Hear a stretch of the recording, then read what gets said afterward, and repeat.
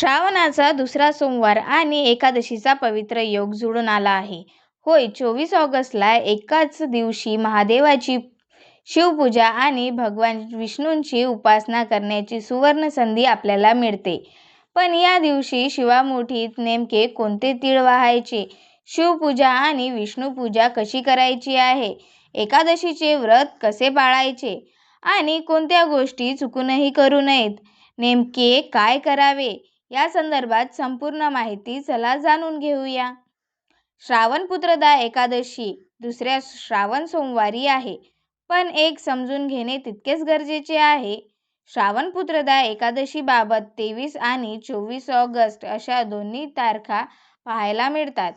एकादशी तिथी 23 ऑगस्टच्या मध्यरात्री 2 वाजता सुरू होऊन 24 ऑगस्टच्या पहाटे समाप्त होत असल्याने पंचांगातील उदय तिथीचा विचार केल्यास 24 ऑगस्ट रोजी सोमवारी एकादशी व्रतासाठी ग्राह्य धरता येत आहे.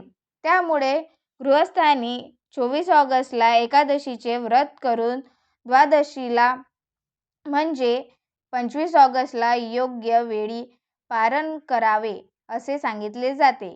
मात्र एकादशी व्रताच्या तारखेबाबत स्मार्त, वैष्णव आणि स्थानिक पंचांगानुसार काही फरक असू शकतो. त्यामुळे अंतिम निर्णय आपल्या स्थानिक पंचांगातील व्रततिथी आणि सूर्योदयाच्या वेळेनुसार घ्यावा असे सांगितले जाते. आता उदयतिथीनुसार 24 ऑगस्ट रोजी सोमवारीच पुत्रदा एकादशीचे व्रत करता येऊ शकते आणि दुसऱ्या दिवशी द्वितीयाला पारण करावे असेही सांगितले जाते. आता दुसऱ्या श्रावण सोमवारी एकादशी सुद्धा आहे, तर नेमके काय करावे? या दिवशी सकाळी लवकर उठावे, स्नान करावे, स्वच्छ वस्त्र परिधान करावीत, घरातील देवघर स्वच्छ करून प्रथम श्री गणेशाचे स्मरण करून पूजा करावी. त्यानंतर भगवान शिवशंकरांची पूजा करावी. शिवलिंगावर स्वच्छ पाण्याने अभिषेक करावा. बेलपत्र आणि तीळ अर्पण करावेत. श्रावणाचा दुसरा सोमवार आहे म्हणून शिवमुठीत तीळ आहे. शिवमुठीसाठी नेमके कोणते तीळ वाहावेत? काळे तीळ वाहावेत की पांढरे तीळ वाहावेत की लाल तीळ? प्रत्येक तिळाचे धार्मिक महत्त्व काय आहे आणि कोणत्या मनोकामनेसाठी कोणते तीळ अर्पण करावेत, याबद्दल सविस्तर माहिती तुम्हाला आमच्या चॅनलवर पाहायला मिळेल. मात्र शिवामुठीसाठी आपल्या कुळाचारानुसार, स्थानिक परंपरेनुसार तीळ वाहणे योग्य मानले जाते.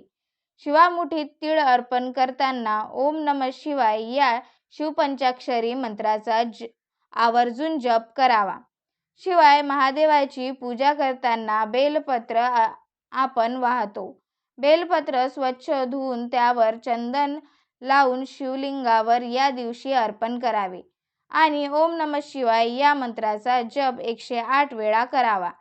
अनेक जण 108 बेलपत्र वाहतात. त्यानुसार आपण ओम नमः शिवाय या मंत्राचा जप करू शकता. 108 बेलपत्र शिवलिंगावर अर्पण करू शकता. आता एकादशी असल्यामुळे भगवान श्रीहरी विष्णूंचीही पूजा करायची आहे. एकादशीच्या दिवशी भगवान विष्णूंचे स्मरण करून तुळशीपत्र अर्पण करावे. भगवान विष्णूंना तुळस अत्यंत प्रिय आहे. या दिवशी ओम नमो भगवते वासुदेवाय या मंत्राचा सुद्धा जप करावा किंवा विष्णू सहस्त्रनाम, विष्णू स्तोत्र किंवा राम नाम याचा जप आपण करू शकता. भगवान श्रीहरी विष्णू आणि भगवान महादेव यांच्यात भेद न मानता दोन्हींचीही भक्ती या दिवशी करणे सुंदर आध्यात्मिक साधना मानली जाते. आता एकादशीचे व्रत या दिवशी कसे करावे? कारण श्रावणाचा दुसरा सोमवार आहे आणि श्रावण सोमवाराचे उपवासही आपण करतो, तर आपल्या प्रतिकृतीनुसार व्रताचा प्रकार ठरवून घ्यावा. जसे एकादशीचे व्रत निर्जल व्रत करू शकता, फलाहार व्रत करू शकता, उपवासाचे सात्विक पदार्थ खाऊन सुद्धा व्रत केले जाऊ शकते. दिवसभर शक्य तितके विष्णू नामस्मरण करावे. भगवान शिवांचे